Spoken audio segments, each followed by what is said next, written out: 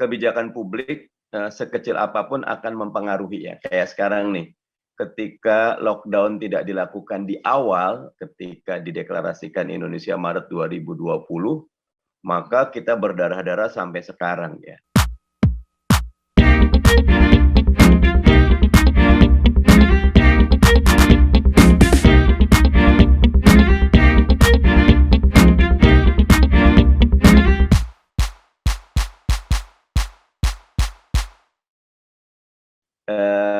Kebijakan publik sekecil apapun akan mempengaruhi ya. Kayak sekarang nih, ketika lockdown tidak dilakukan di awal, ketika dideklarasikan Indonesia Maret 2020, maka kita berdarah-darah sampai sekarang ya.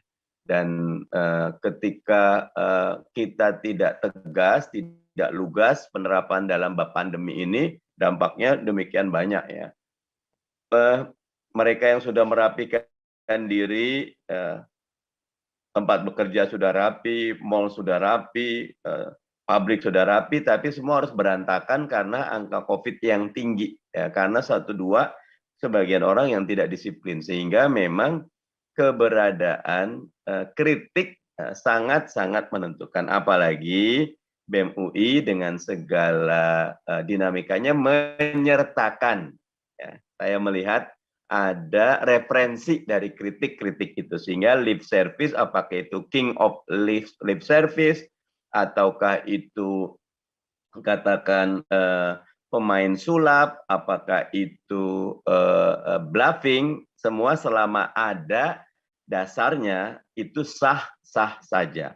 Dan pandangan saya Pak Jokowi dan tim tidak perlu baper ya, cukup tunjukkan dengan bukti, dan kadang-kadang bukti itu tidak dirasakan pada masa kepemimpinannya, tapi jauh belakangan ketika sesudah beliau tidak berkuasa baru dirasakan dampaknya. Sehingga lip service atau tidak, buat saya ini masukan yang sangat baik, ini kontrol yang sangat baik, sehingga publik akhirnya punya awareness ya.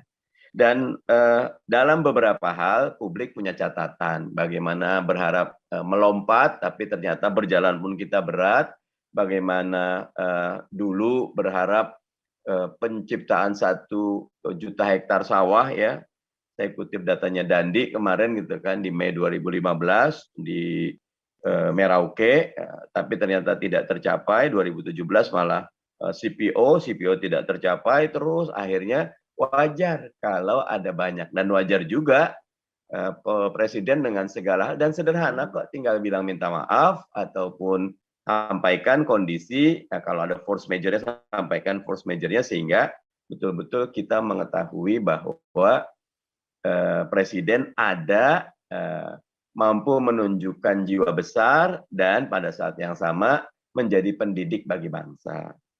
Terakhir terkait dengan pembangunan infrastruktur, teman-teman sekalian, tentu pembangunan infrastruktur diharapkan konektivitas kita, cost of energy kita dan lain-lain, tetapi memang cara berpikirnya mestinya tidak semata infrastruktur, tapi infrastruktur yang mampu untuk melejitkan kualitas SDM kita, infrastruktur yang mampu meningkatkan kontribusi ekonomi industri kita, ya, infrastruktur yang mampu untuk melakukan konektivitas bukan cuma barang tapi orang dan budaya, sehingga dengan demikian satu kesatuan Indonesia yang matang secara budaya, matang secara intelektual, matang secara ekonomi, matang secara demokrasi akan menjadi landasan kuat bagi wujudnya Indonesia yang siap melompat di 2045. Kalau dalam bahasa kita, Indonesia yang baldatun, thayyibatun warabun ghafur.